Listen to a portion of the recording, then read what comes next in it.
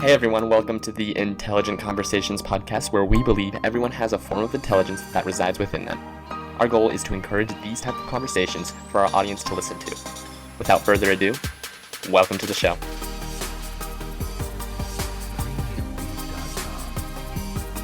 Hey everyone, welcome back to the Intelligent Conversations podcast. Today I have the honor to speak with Dr. Esther Onyoni. She is a health and wellness coach, helping those with diabetes feel empowered to take charge of their health. She has been a clinical pharmacist for over 15 years and has recently started her own wellness company. So Esther, thank you for coming on. I really look forward to hearing what you have to say today, but I want to get right into this. I don't know if anyone has asked you this, but what motivated you to enter the medical field? I think that's a very difficult profession, and I'm interested to get your thoughts on that. Absolutely. Thank you for inviting me here. I'm excited to be here today. So what made me go into the medical field? I wasn't born in the United States, for one. I was born in Kenya.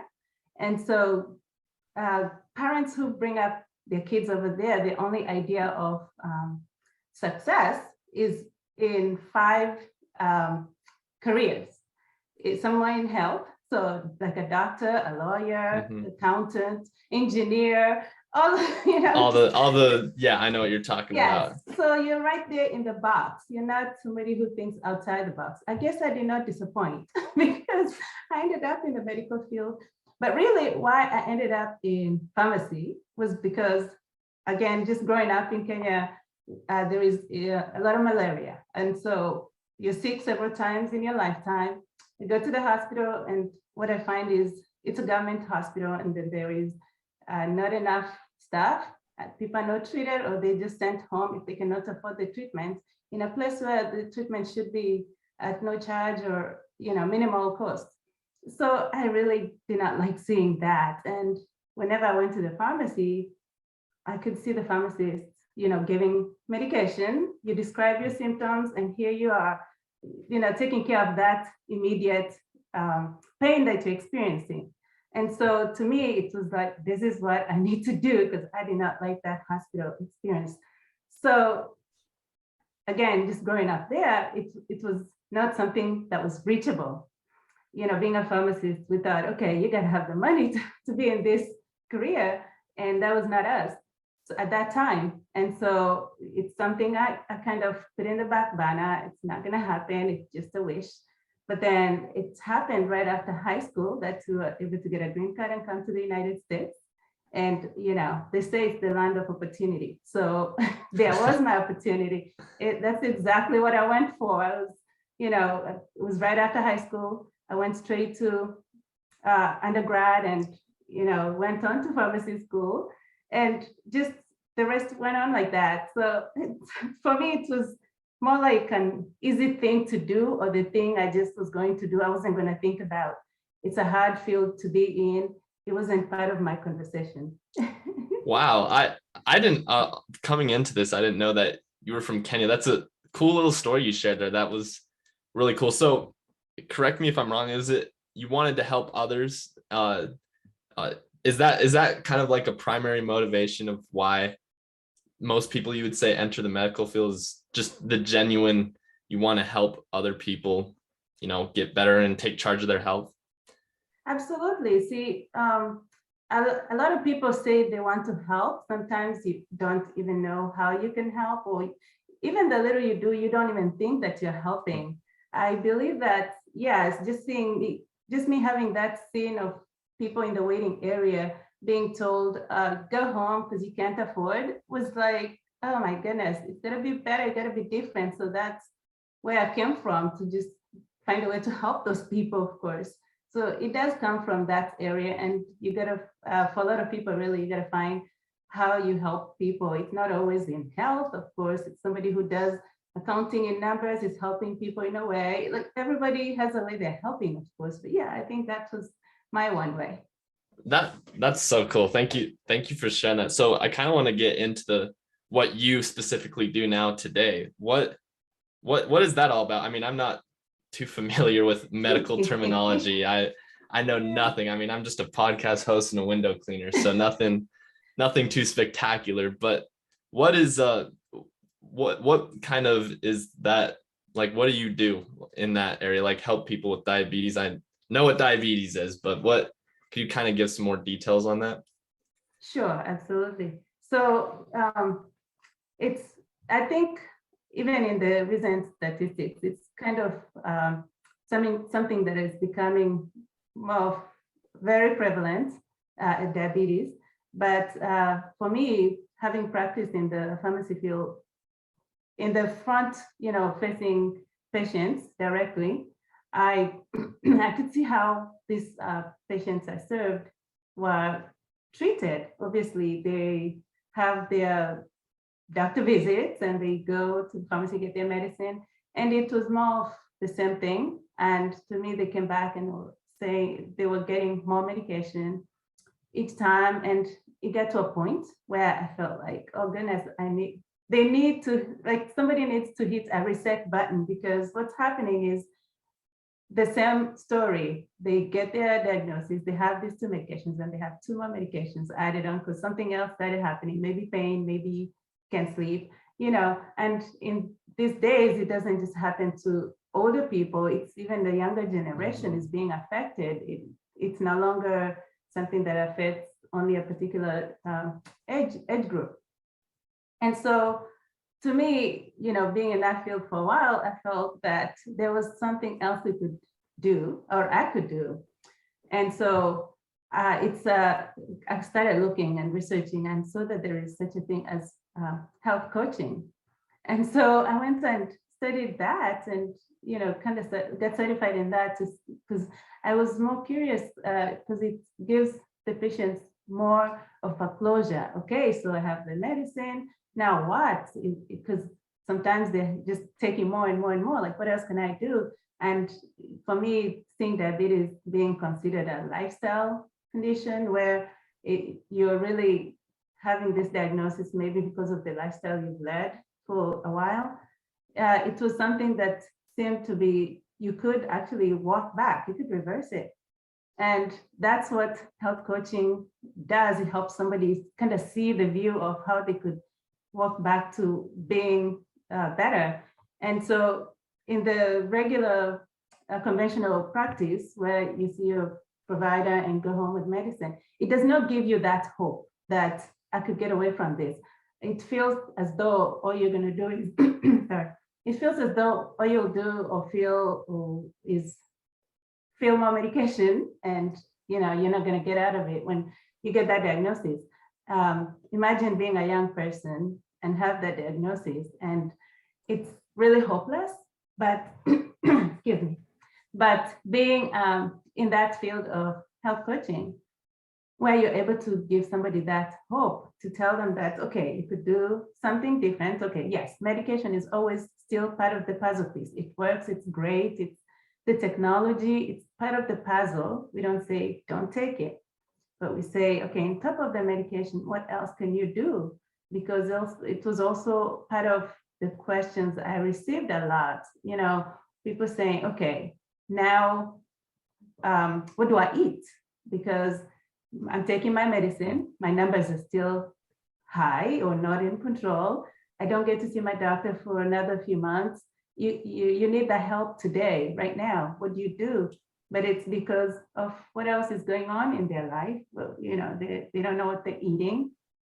There's that sense of hopelessness of, I've tried something before. Maybe they got the diagnosis and they decided, okay, I'm gonna start a workout routine, but then they overdid it. Okay, like working out twice a day, every day, 2 hours every day. In 1 week, you're really done with that routine. And now what? It's more like you're sitting at home going, okay, I have the diagnosis, and what do I do? So in this field, you could provide hope by walking people to how they can slowly do this, implementing these lifestyle habits, or that will get them to where they can potentially reverse their diabetes. And here I'm referring to type 2 diabetes because Of that's course. what is considered a lifestyle condition. It's something that can be reversed with lifestyle habit changes.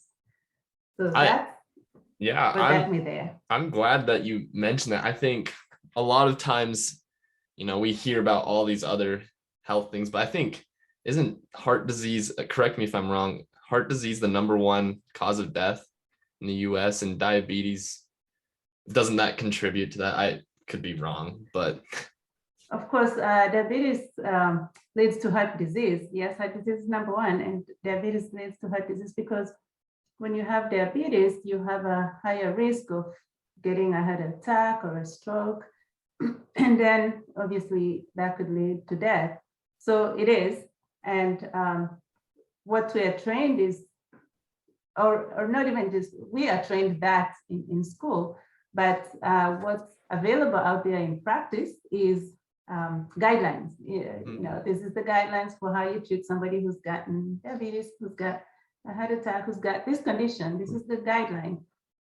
But when you look at how people live their life on a daily basis, this does not really serve them well because they're still struggling, suffering. They still have to go through their daily life. If they're parents, they have children, if they have work, it's stressful. Nobody's addressing what's going on at work that's causing them to be here where they're struggling with this disease condition. They still struggle. So yes, there is just guidelines, and it doesn't really serve them in terms of helping reduce the heart disease because the guidelines just indicate medicine, nothing more to it. Yes, thank you for sharing that. I know you're probably recognizing this. I'm not an expert at all, but I kind of want to get into the more of the if this is all right with you, I want to get more into the mindset of things.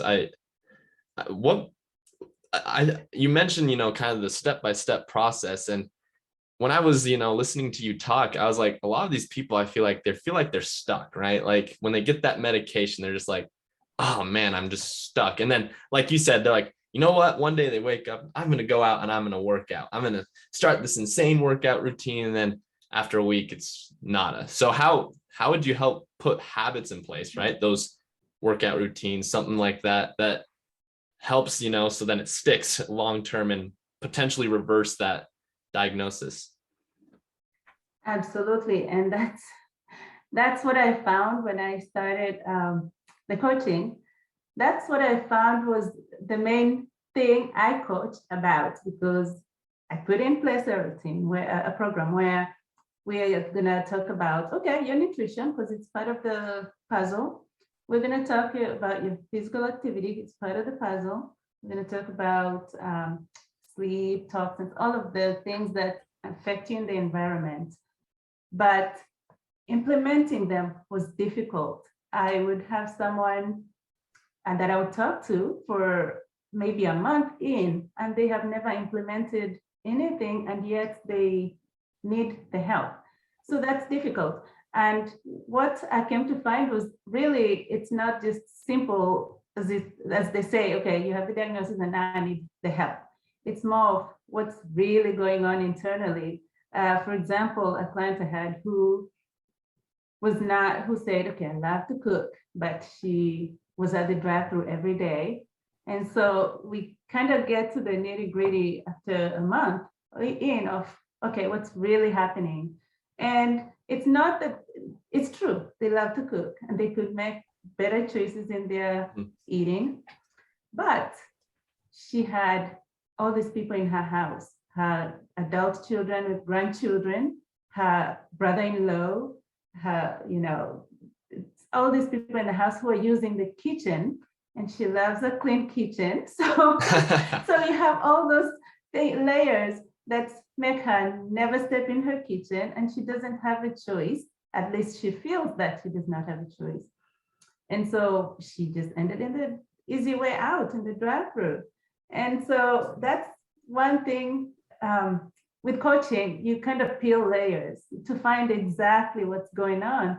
And from there, you kind of ask the question, so what are you going to do about this? Because, okay, you have the diagnosis, you do want to implement your lifestyle habits here that could help you, but what are you going to do? Because, okay, you have the people in the house.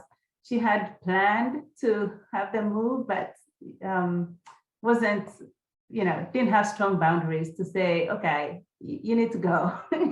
And then at one point it has to get too difficult for you before you decide that I'm going to make the move. And so I think it happened to where she told her husband, you got to tell them to go. And they finally moved. And she, it's interesting because like a week after they moved, she goes, oh my God, I feel so good. She's getting all these compliments, how she looks more trim. She's like, oh, I've lost some weight. I feel so good. It's not just go and do that routine. What the doctor said, okay, take your medicine and figure out it differently and work out. It's not just that. It's the other parts that nobody addresses. It's always something far different from what you think is going on. I have people who say, okay, I need to do better, but they're not. And their reason is maybe I'm approaching retirement and I don't know what to do. So I just don't care about myself and I don't do anything differently. And then they struggle with being sick. So that's what I've seen in coaching. Yeah, I've seen that just everyone's life. And it reminded me as you were talking about that, I read I guess I listened to a book. I didn't read it, but I listened to this book. It was Atomic Habits by what's his name? James Clear. Clear. Yes, that's thank you. So he wrote about that and about the environment. And that's kind of what it was reminding me about. I was like, oh, your environment does matter when it comes to goal setting or when you want to implement a new habit. So I'm kind of interested. What were the habits you put forward for that individual when you had them clean the kitchen? I mean, obviously you got the husband to get them out of the house, but you mentioned boundaries, I guess, is where I'm getting at. What do you mean by set boundaries? Like, do you have to define those boundaries for yourself? Like, I don't know what you mean by that. Sure. Okay. Now, boundaries is tricky. I think we all struggle with boundaries. I have struggled with boundaries before, and for me, it was more growing up as a child in a environment where there was a lot of domestic abuse, and in the neighborhood there was domestic abuse. So it was more of, okay, I grew up thinking, okay, I have to do everything I can to avoid confrontation, to avoid being loud. And, it's not something that serves you. You have to avoid speaking up. That's kind of how I took it, just to avoid all of that happening to me. And so as you grow up, you're an adult, you find that you become this person who does not speak up, who does not, who's always complaining. Nobody listens to me, nobody hears me, but you're not speaking up. You live in fear. So you're always doing things to avoid a particular reaction or confrontation. So that's like really not having boundaries, because all of this is just doing, but you're not in the picture. And so I could see how my client was also struggling with boundaries. They have their adult children at home with grandchildren, and it's difficult to tell your child, get out.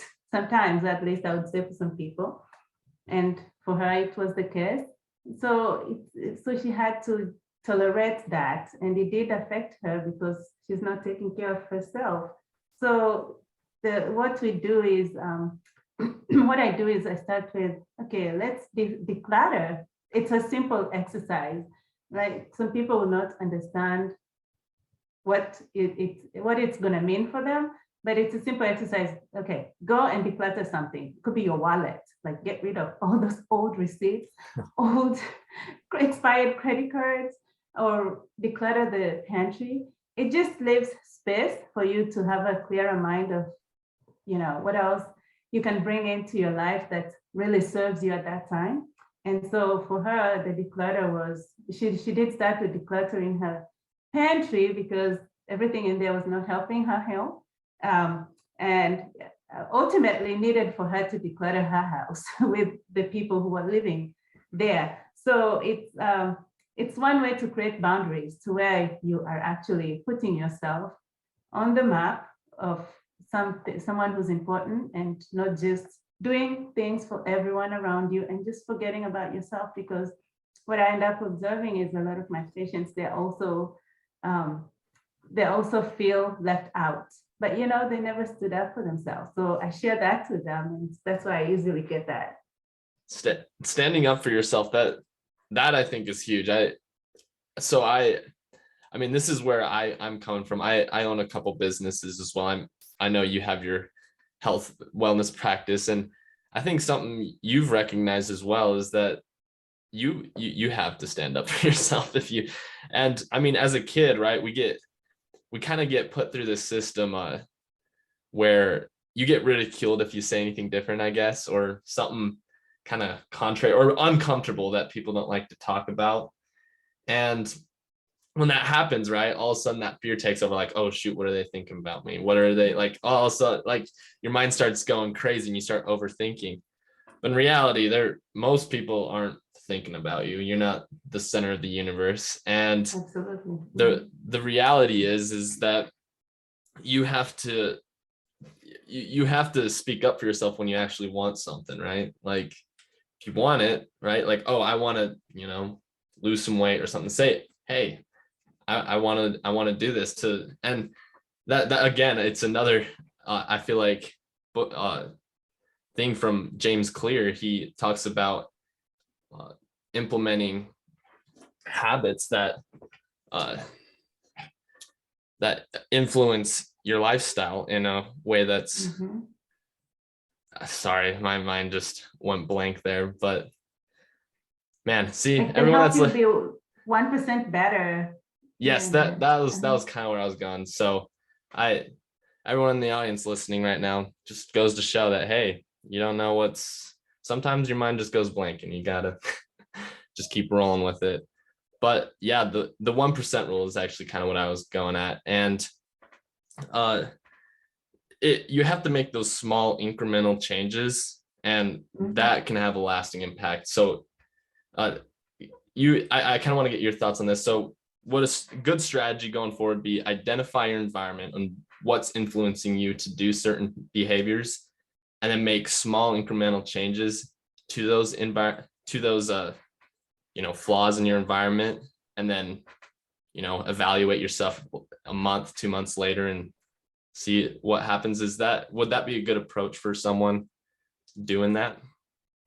Actually, it's important to even identify the environment. It's a good start. It's a place to start. Sometimes it's even hard to define that environment that's not serving you, because it could be a comfort zone. Believe it or not, sometimes, for instance, if someone is not making good nutritional choices, it's because maybe there is something that's happened in their past, maybe someone in the family who says, okay, now you think you're eating healthy, and they feel some kind of way, just like you said, just had to feel different. And so for them, some kind of passive aggression. So they tend to not go there, and they just decide to stay in the one place that's not healthy for them. So yes, it's had to be different. And they end up just choosing not to do anything different, because in the comfort zone, they don't have to do much. Nobody has to say anything. They kind of hide there. And good old comfort zone. That's kind of a lot of people who like to hide in the comfort zone. And you kind of find that it's hard for them to believe that something can be different for them, right? Like if you wanted to change the lifestyle, for instance, my clients, I will start with, okay, let's say you want to lose weight. How many pounds? They'll say 10 pounds, but I don't believe that's possible. So it takes away, because they've been in the comfort zone, and whatever they've tried in the past, they did not there was that lack of belief because something even deeper was there. Maybe, like I said, somebody in the family said something, and for them, it just doesn't look possible because if they lose these 10 pounds, that person is going to come back and say something, and now they're back to that place. So we work towards figuring out who is in this environment and that they need to be aware of.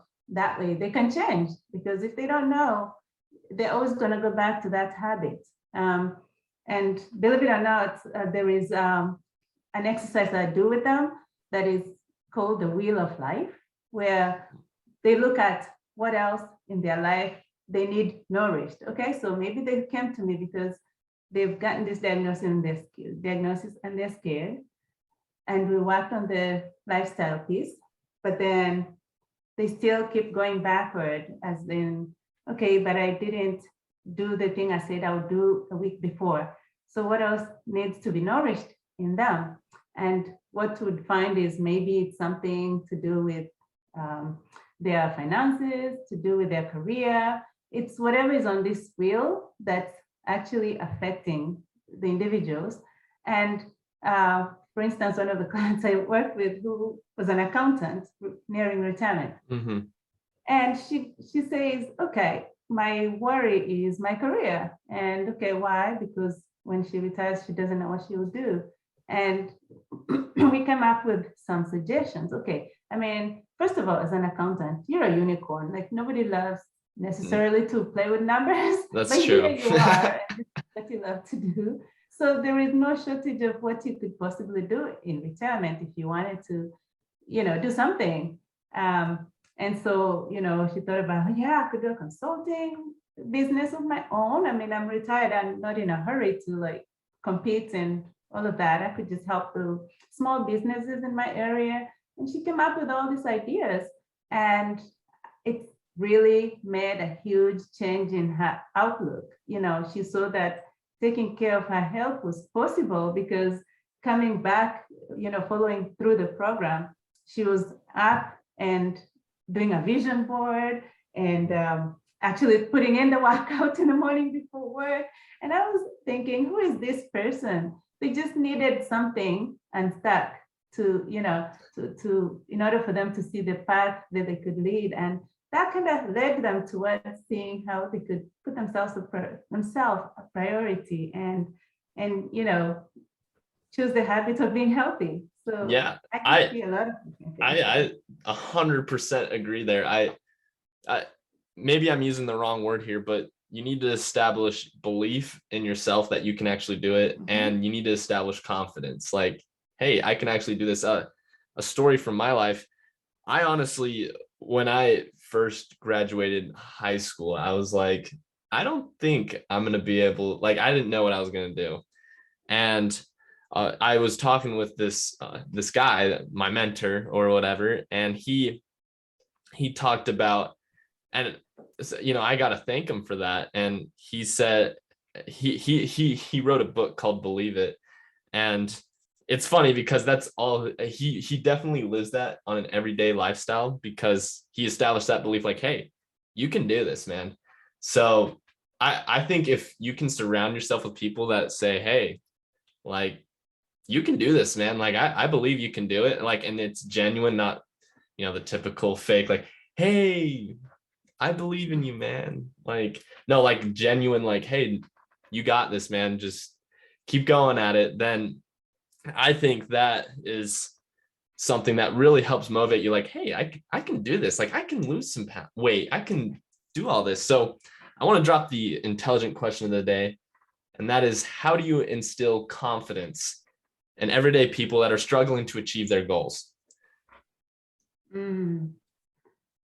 Okay, so they gotta start small. It's actually just about everybody I meet, because like we just spoke in the belief part, they're not confident because they don't believe it, and the only way to believe it and be confident is to try it first.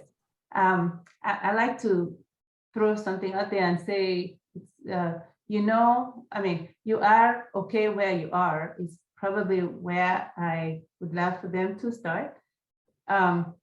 That's a hard thing to do, I would say, but I'll give you an example.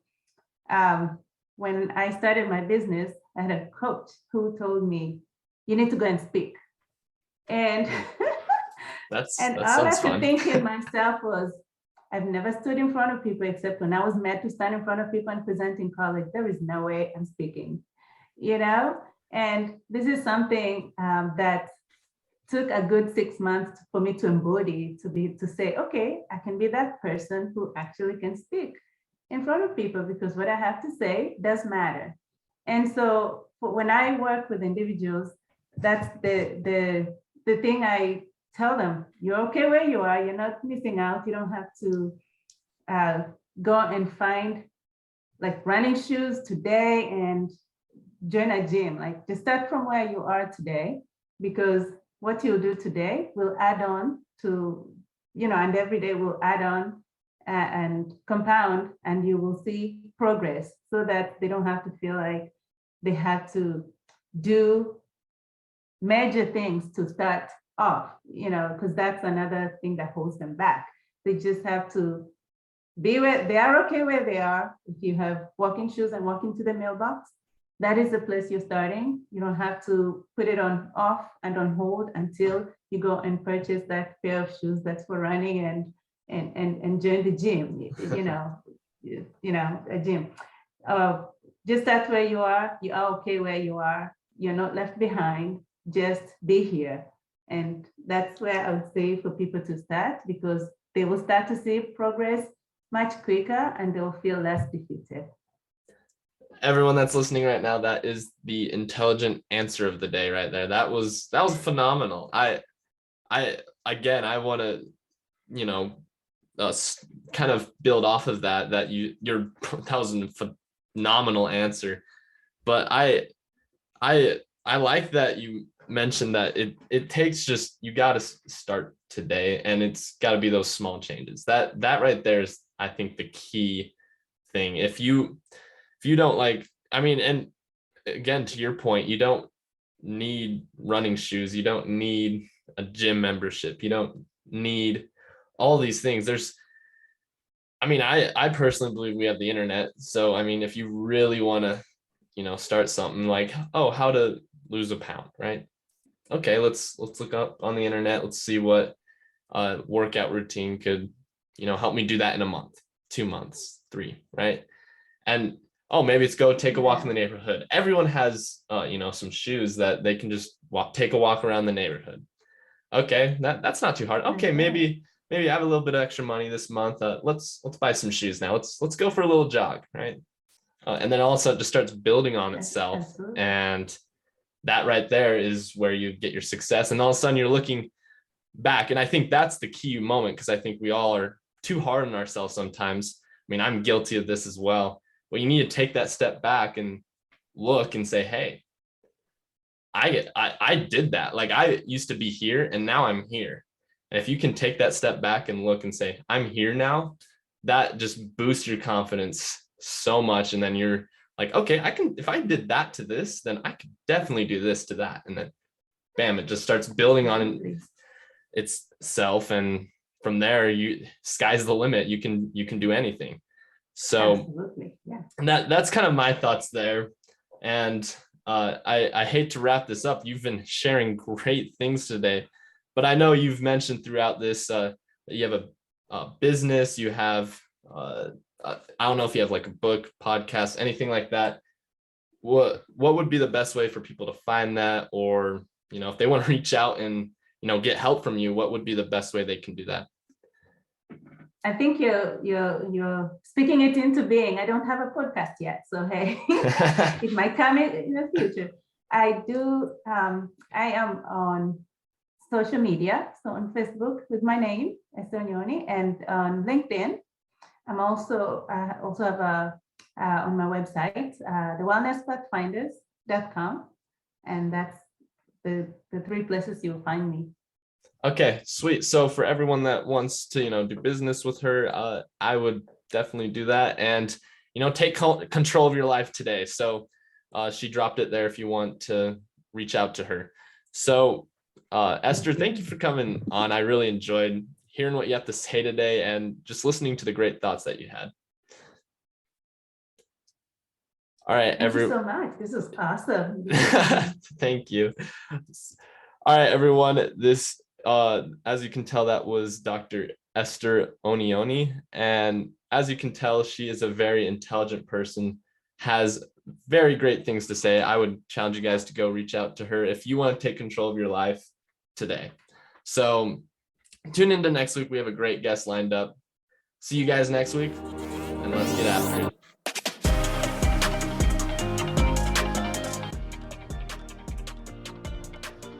Hey everyone, if you liked this episode and would like to hear more, be sure to hit that subscribe or follow button.